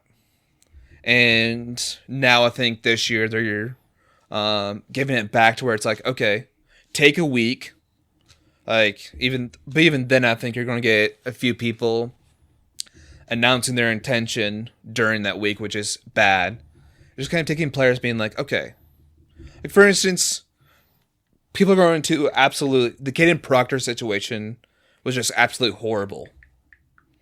So a reminder for what happened was Caden Proctor is a tackle at Alabama, went to the transfer portal, transferred to Iowa for about a week, and then came to his senses and was like, I didn't mean to transfer. What am I doing? And actually transferred back to Alabama and played and I believe started for Alabama this season. And so you want to kind of eliminate those with the transfer portal. Is one thing that I'd like to see is being able to coach players through it, being like, okay, don't do this just a sudden emotion. Like, give yourself the week after process, and then when transfer window opens up, then you can kind of announce whether or not you're transferring NIL. And so it's also is rewarding loyalty. So you have some of these players to where they are winning because they believe in that program for 4 or 5 years and not transferring. Like they just absolutely love the program. They're a fan of the program, and they're better for it. Because sometimes with these transfers, it can be good, or it can be Deion Sanders, to where it's just this roller coaster, and because you don't quite have that chemistry, you're not as elite. But yeah, no, it is absolutely, I think, fun with college football. I mean, especially when you're talking about these like playoff, these conference clinching scenarios that really wasn't talked about last, because normally it's just 2 undefeated teams or 1-loss teams. It's none of these like, oh, the Big 12 might have a 4-way tie. And that's going to be just kind of the talk and just generating this interest that's never been seen. Yeah. I like that. All right. Any side quests out of you, brother? Nah, Nah? I've actually had a very boring week. Who's winning the Super Bowl? No one knows yet. Who's winning the Super Bowl? Early predictions. Ooh. I think my before this season, and I'm going to get laughed at, but I'm all right, is I think at the end of the day, it's going to be Vikings and Ravens. Ah, nice. Okay. I think Vikings can be a sneaky Bowl. good team. Vikings. Yep. I feel like that's kind of a crazy guess right now. Yeah. You think so? I mean, they've only lost like 2 or 3 times. I mean, the Lions have only lost once. Yeah. I still don't think they're going to make the Super Bowl, but You know, I think Vikings are going to sneak into the Super Bowl. Nice. I think it's going to be Lions versus the Raiders. Yeah. Yeah, we're actually going to run the table and get in there at 7-9. I appreciate your Or optimism. 8-9. Yeah, we're going to get there at 8-9. Run the table. Yep. By the way, for the listeners, right now is the standings. Denver right now has the 7th seed with 7 wins. Yeah. So Denver would have to go completely Lose out. lose out. Colts would have to lose out. I mean, there would have to be a lot of chaos Yeah. for the Raiders to, Yeah. especially when you have to face Patrick Mahomes again. Yeah. And that's going to be a hard game for you guys. We've beaten that guy before. But We have. I mean, We'll like be I all said, right. is I think, but also back to with your rebuild is I think Raiders can be a good team if they'd actually trade back a little bit and gather some of those late round picks. Yeah. If they can hit on those late round picks and get some really good studs. I bet we could drop to like 15 and get like Ashton Genty. Yeah, Well, question. that's what I'm saying is that Ashton Genty is not a good fit for the Raiders. I think. What? Run it down your throat kind of bully ball? You know? Well, he's a little bit more of that shiftiness. I think he's a little bit more of a shifty back. He is. Can I ask my question real quick? What's your question? Is this the 2024 season? Yeah. Right? Mm-hmm. Would it be the 2024 Super Bowl that's Well, coming? Well, 2025. it depends or, on how like, you I guess search it up in Google. The playoffs. Would this coming playoffs, would that be the 2024 playoffs or would that be the 2025 playoffs? I think 2024. 2024? Because it's the 2024 season. Yeah. It's weird. Like every other sport does like 18/19 season, I mean, that's the same with the NFL. It's NFL, it's kind of 24-25 season is Well, I've never seen it like that, to be honest. Never. But in some places, yeah, they do call it the 24-25 season. Really? Mm-hmm. Must be a cultural thing.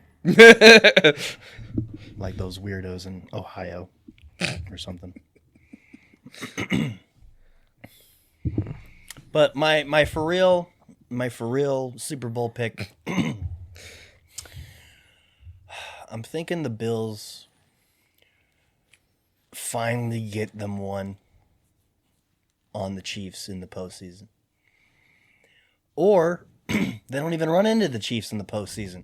I'm thinking like the Chiefs can definitely be susceptible to losing to some rando in the post. Truly. Well, I mean, Chiefs are going to be the number 1 seed. So they're probably, because, I mean, Steelers just lost to the Browns. Mm-hmm. So that means the only... Well, that's because, Jameis has the power of God. Oh, absolutely. But yeah, yeah, it's going to be I think Chiefs are going to hang on to the number 1 seed, so that means that they'll have a first round bye. There'll be a second round that will see the Chiefs. Yeah. And, I mean, they might have the curse of the number 1 seed. So, the curse of the number 1 seed is the fact that having that bye is you're a little bit rusty going into that second round game because you've taken a week off. Yeah. So sometimes getting that first round bye can kill a team. What are you doing? Nothing. All right. You do you, bro. The big kids are talking about football. Yeah. Oh yeah, did you find your question? Or is that was the question? That was the question? Okay. Yeah. So, yeah, I want, for so many years in a row now, I've just wanted the Bills to get their one ring. Finally get them one. I think they've earned it. They've been good for long enough. There's also teams that I kind of feel bad for, like the Bengals. You probably don't feel bad for them at all. No, not at all. Ravens fan? Well, I mean, the fact that with the Bengals, so they complained about, I think a call against the Rams. It was a defensive call when Rams scored a touchdown. I mean, Joe Burrow, if he would have had that kind of legendary skill, that kind of finish, he had his number 1 wide receiver on a streak to end the game, but no, he doesn't at least throw it to Jamar Chase to try to get a touchdown, but instead takes like a sack or something. So do I feel bad for him?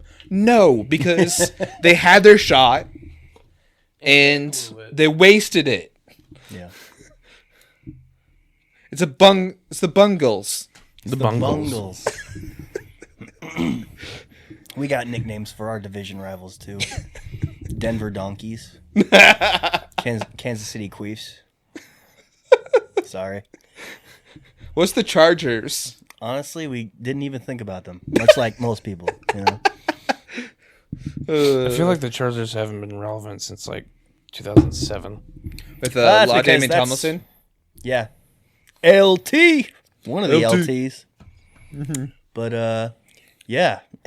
That's been a lot of talk about football. That might be just the main event, because that was a while. Do we want to? Do you want to talk about your little business? Sure. What do you do, sir? So I work at Northbridge Event Center, which is kind of an event center on the east side of Des Moines. Where's that? It is off of Hubble, so very close to Altoona. So that where's Altoona? Adventureland. Where's Adventureland? Oh my. Yeah, the Adventureland. You've got Bass Pro Shop. All that kind of. Okay, now I know. Gotcha. And so you just kind of curl back into Des Moines, and we're right there off of Hubble.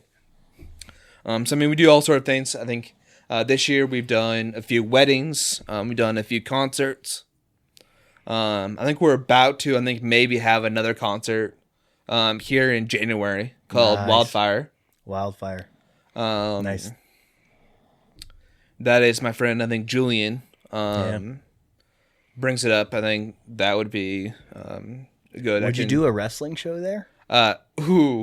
It's funny because whenever I promote, I'm like, the one event I want to do is a WWE match. That's just the one event. It's tall enough. You could definitely get something it's in there. tall enough. It's just the fact that, one is the fact that you're talking about concrete flooring. Oh, you're good. Good. You're good. And just the fact Put padding that down. They got mats. they got nets. All of a sudden, building nets into it's a little bit. Some concerts. We had a few luncheons. Here in December, we're brave enough to try to do a quinceanera. Oh. So that's gonna be happening. As well as next year, I think we look forward to doing Grace Church's Daddy Date Night. Be in 2025.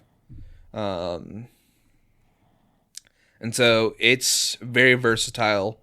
About 270, 280 round tables maximum.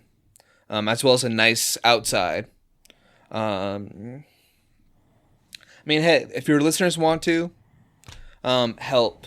So, outside we're kind of starting to find a name for kind of our outside area, because I don't want to just call it the outside area. That's just kind of a little bit boring. So it's Northbridge Event Center. Yep. Okay. So some of the names that kind of are floating around is Trestle Garden. Okay. Because it's just kind of this wide kind of space, and we have very close to us the High Trestle Trail. Yeah. And the other one is just kind of Cap Garden. A little bit probably on my list, and then I think the last one is Fountain Garden, because we've got a detention pond that has a fountain. Yeah. During the summer and spring and fall. It's just during kind of the winter that we have to bring the fountain in, because we're worried that it's going to freeze and all of a sudden the fountain is not going to work. Yeah. You ever thought about building on that area? Maybe not a building expansion, but maybe sidewalk or just decorative valley or something like that in your outdoor area? So in 2025, I think we're looking at getting a trail through the woods. Okay. And does the altitude go down? Yes, a little bit. Low Trestle Trail. That's what you're going to call it. That's what you're going to call it. So by the way, part of that is that my dad's bridge construction building actually built the bridge for the High Trestle Trail. Okay. That that bridge right there is actually one that my dad's company, Cramer and Associates, built. So that's kind of one thing why I picked that bridge in particular. And so, all right. Yep.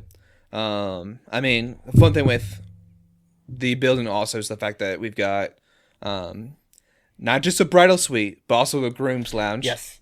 Which Isaac, as one of my groomsmen, got to kind of partake in the groom's lounge. That was good. Yeah, and I think that having, and I can't remember, I think the TV is a little bit bigger than when you saw it, but just a massive TV for gaming. That's a good spot. And it's a good spot to send wrestlers when you do your wrestling show. I do not know if I can get my boss to a WWE match. Ooh, let me talk to him. Do you want to make lots of money? The real question is, how much money do you typically make on your events? Because if it's probably less, then I say no. Our highest wedding package is $10,500. Oh, okay. For WWE match, thinking through how much income that can create, how much I would charge, especially with the fact of damage to the walls, I mean, the damage possibility. If it's true, the WWE network, like Raw or SmackDown, charge them $100,000. Oh, definitely. Well, if it's WWE, but WWE is never gonna do that. Maybe WWE ID. That's still like a brand new independent thing, but odds are it's gonna be an independent company that's gonna come to you. You know, that's like maybe people like in the state and then just outside of it. Like you got First Wrestling in Minnesota, you got bigger promotions like Revolver that travels to Iowa sometimes. You got 3XW. You could probably get a deal with 3XW. I want you to know that because you know where they go when they go to Des Moines? Where? A place that is shutting down. A bar. What do you think I'm talking about? It's right next to Up Down. Sorry, I don't know bars. It's okay.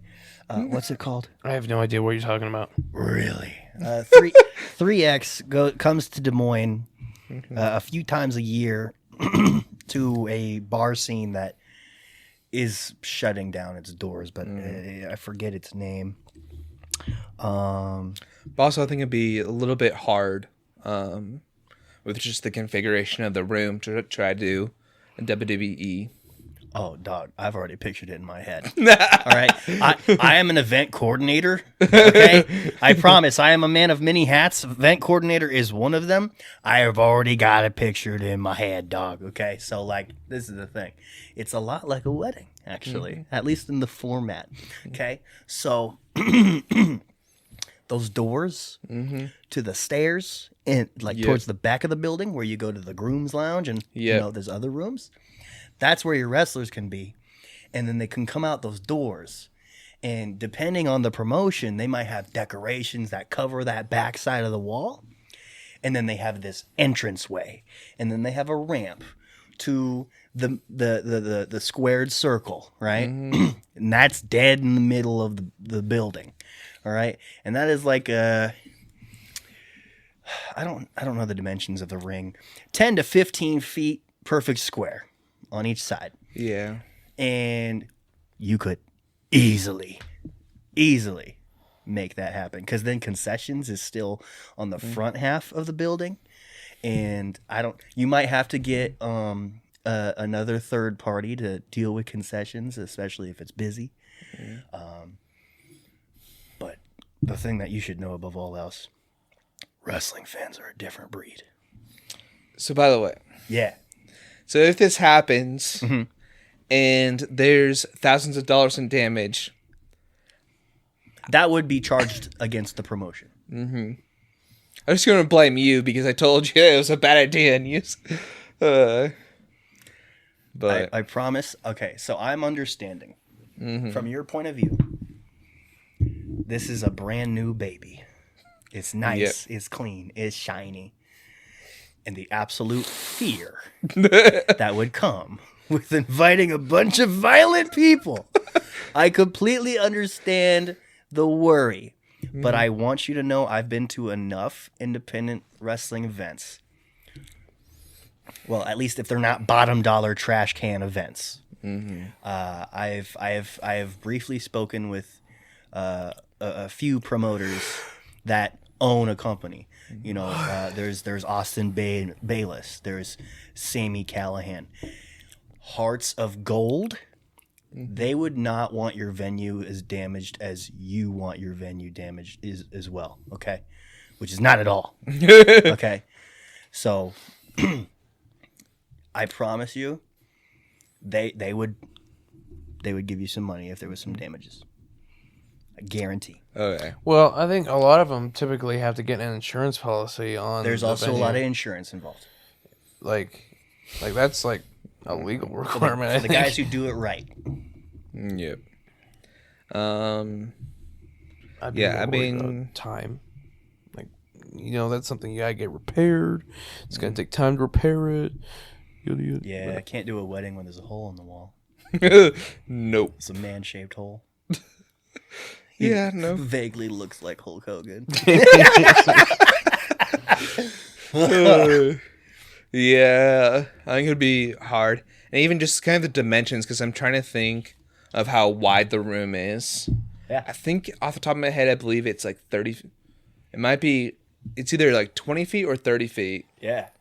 So it might be with that 15 feet, just a little bit. Because I mean, if you add in kind of a 15 by 15 square, then you probably have 100 to probably 200 chairs. Yeah. That's all you need. That's really all you need. Like, like, I guarantee you, if you do land a promotion, it's not going to be something where it, like, especially if it's going to be like a first time location, people aren't going to swarm to it. But I promise you, the locals Unless you're famous. who are committed. Oh, shoot, Matt Cardona's coming. Everybody who is a wrestling fan in the Des Moines Metro is coming.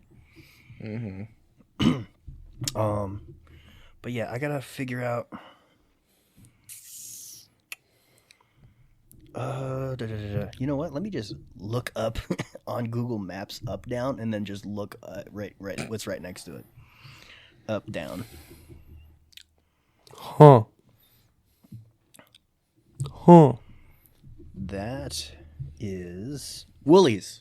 You know about Woolies? Oh, you're talking Nope. about the Yeah. music place. Okay. Well, they do concerts too, but I mostly know them as the place that does wrestling sometimes. I didn't know they've ever done wrestling. Oh yeah, when I went to last March, I went there for 3XW. Really? Yep. So about comparing like the size of Northbridge to the bar, Like, which what one's is this? bigger? Northbridge is way bigger. Okay. You can make it work. Hey, maybe. You can definitely make it work. All you got to do is really just advertise that you take those kinds of events, and there will be promoters.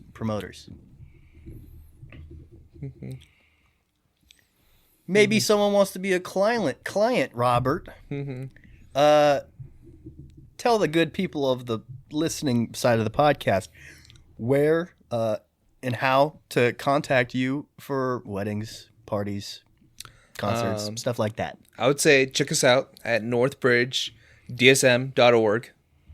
northbridgedsm.org.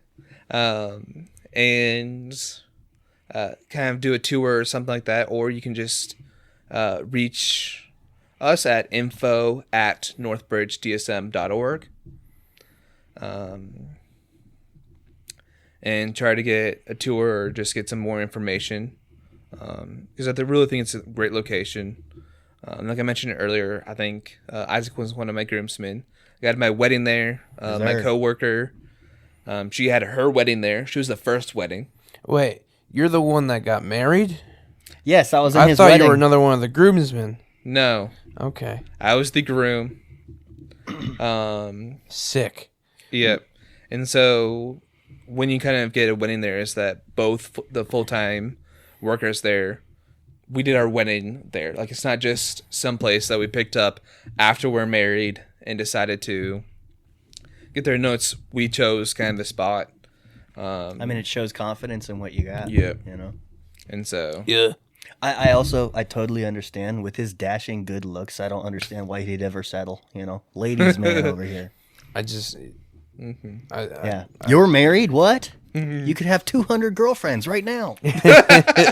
What's married life Solomon's that stuff.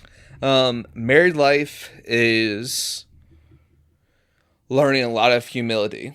like? Yeah. Because one thing that I've tried to do, one is I think a great model is Fireproof. That movie by the Kendrick brothers. And then another one that I try to model my marriage after is I Still Believe. That talks about kind of the Jeremy Camp song. Okay. That one. Because I really want to feel like my wife is special. Yeah. And so I try to get ever so often flowers for her. Yep. Because the best way to succeed on Valentine's Day and getting the 3 C's, which is, by the way, carnation, card, and chocolate. Although for my wife, it's cheesecake. She likes cheesecake way more This is than how you maintain chocolate. 200 Cheesecake's girlfriends. freaking awesome. It's just doing it throughout. What are you doing? I want it. This?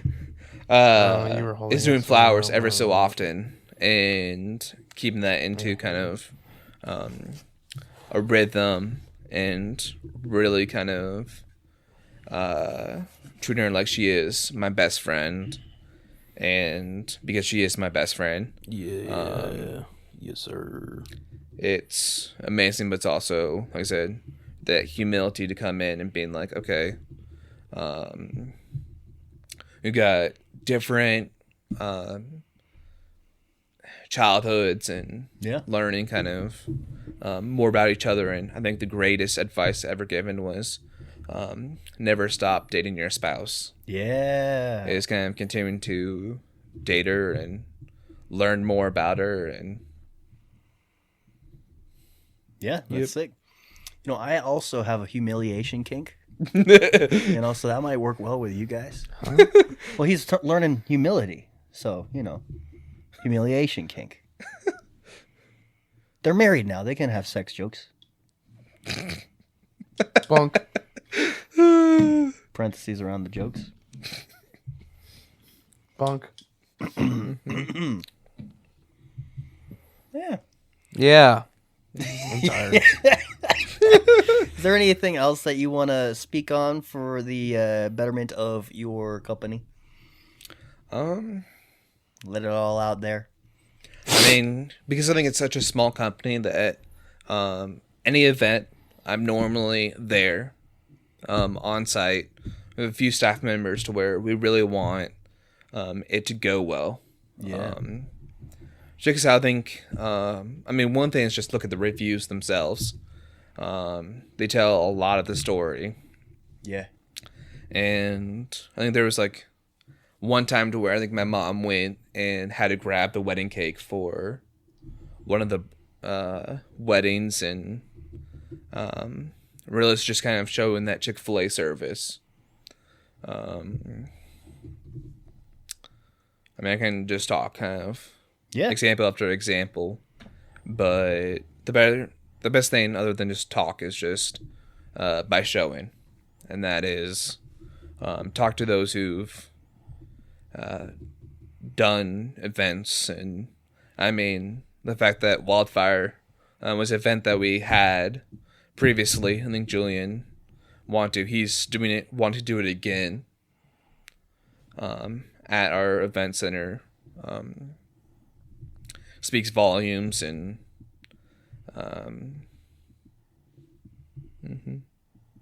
Nice, bro. thank Nice. you. And so, let's get over to the question of the episode. So you know how earlier we did fanswers? Mm-hmm. Yeah, those were answers from last week's question of the episode. And so, what question do we want to ask, whether it be related to anything we talked about here, or just a really interesting question overall? Keep it nice and short, because I got to type it out and people don't like to read. What is the question for this episode, in which we will read answers for next week? You didn't prep me with this. Well, you don't have to do it. It could be Jordan and I, but I always love to give the luxury to our guest first. And if you're blanking, we'll figure something out. Okay. It could be something, Make Isaac type. it could be something super simple, like, hey, what's your favorite NFL team? You know. What's something that you learned during childhood that you now think is untrue? Okay. Okay. Yeah, that is good.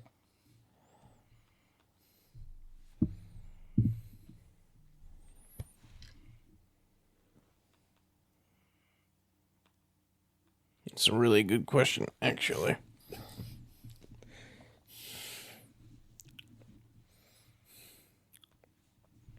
It's making me think. Because, like, I would think about, like, some of the things that my parents would have told me. And I've been like, that's not That's not how it works. Mm-hmm. You got an answer Kind- for that, Isaac? Yeah, I do. It's illegal to have the lights on in the interior of your vehicle while you're driving. Yeah, that's a good one. Yeah. Do you Well, have yeah, an do you- answer do for you your have own a yeah, personal answer? I mean, I have answer to that one is, and it's gonna be weird, but let me explain. The idea that everyone can be saved. Just kind of reading through a book, and it's probably the second thing that I probably could have talked about during that segment of what did I learn this week. Yeah. It's kind of going through this book by Henry Cloud, and it's everyone, yes, has the ability to be saved, but some people, where they are currently, they need to fall or they need to fail in order to be saved. And I see this kind of sometimes I think time again in my life to where they have to do it their own way to figure out that that's not a good idea.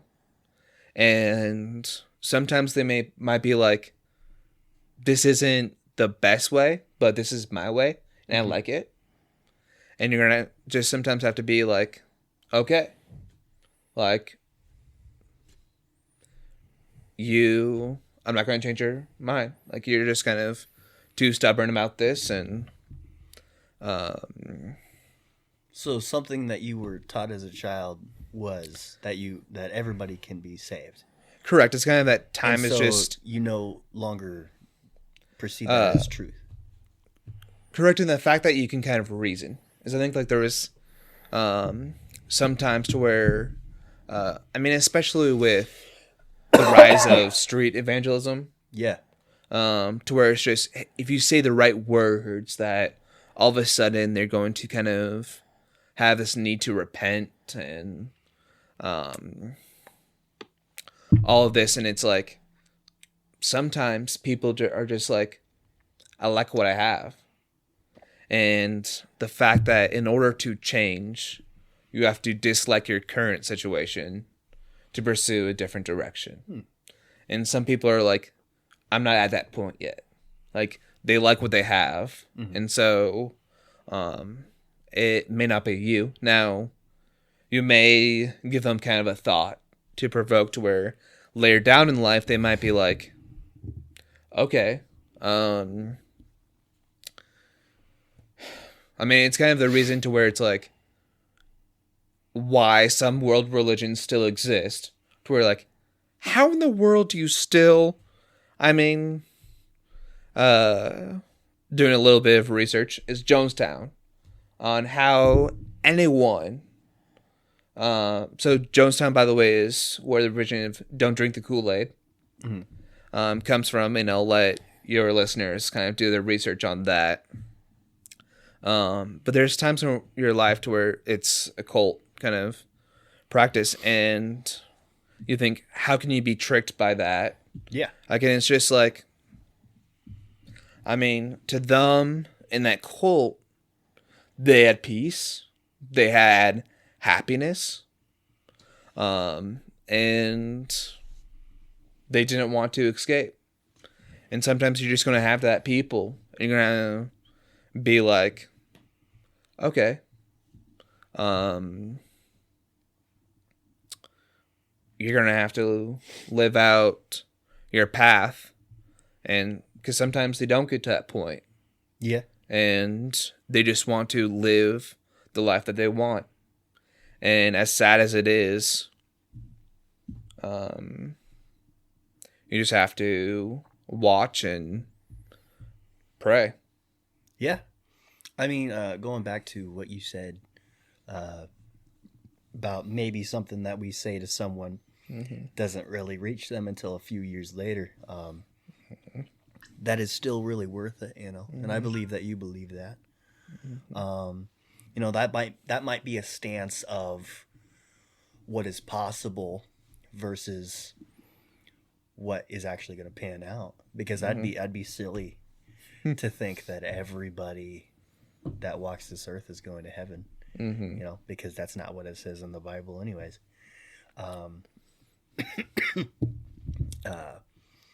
It's probably like everybody can versus an everybody will kind of deal. But overall, I'm not touching that with a 10-foot pole. But yeah, man, that's very interesting. What about you, bro? That was long enough talk for you to think about something, even though you were on Facebook.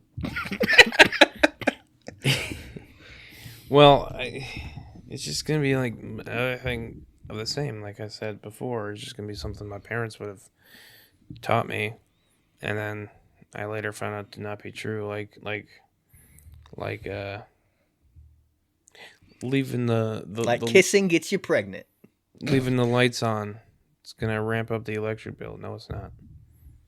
That's a good answer. Believe it or not, a light bulb uses such little electricity. You could leave, especially a modern LED light bulb, you could leave that on for 3 years straight, and your electric bill would only go up by 40 cents a year. Really? Yeah. Wow. Hey, that's something that I learned today. How about that? That's not an exact number, but it's really close. I know that much. I do know that, like, if there's like a $10 rise, I would consider that as ramping up. Like, But even 40 if it- cents, I think I can deal 40 with cents that. is good. It's I don't even like look at the cents. It's like I don't look at the cents. cent side. I look at the dollar side. That's all I give a rip about. All right. But, All right. Well, this has been a really good episode. We're at 2 hours and 6 minutes. Yeah, that's I'd a say sign we of a really definitely- good conversation. I say we definitely start closing this up. Yes, sir. I really like all of your thorough answers for every segment that we had. That was good. That was good. I think we talked about football longer than your company. That was fun. Yeah. That's a true statement. Let's see. What are the closing? Who or what do you dedicate this podcast episode Is that all out we to? have left? Yeah. I guess the question for the episode is right before that, huh? Yeah. Who or what do you dedicate this podcast episode out to? Rob Cramer. Probably to my wife, Oh, how did I know? Rachel Cramer, and because I'm sure she would want me to be home and with her, and she's letting me be out of here. And Well, how about that? Thanks, Rachel. How about you? Who or what do you dedicate this podcast episode out to? This podcast episode goes out to Michelle Obama. All right. No let's real get reason. Just the first name that came to my mind. So it. We're gonna keep it all in the family here. Barack Obama. No, I'm kidding. This podcast goes out to Sherry Shonk. She is an absolute delight on my Facebook, and she's a writer just like me, and yeah, she's been great to know so far. So yeah, this one goes out to you, Sherry Shonk, despite all of the prude jokes I made for this episode. But yeah, what are you doing, Jordan? I don't have headphones. why? My ears started to get sweaty. Wiener. Plus, with my illness, he knows about it. My illness. With my illness, my head is hurting. You think that's gonna affect me? I don't even know what's going on right It now. wasn't for you. It's fine. Okay. All right. Amen on 3. 1, 2, 3. Amen. 1, 2, 3. Amen.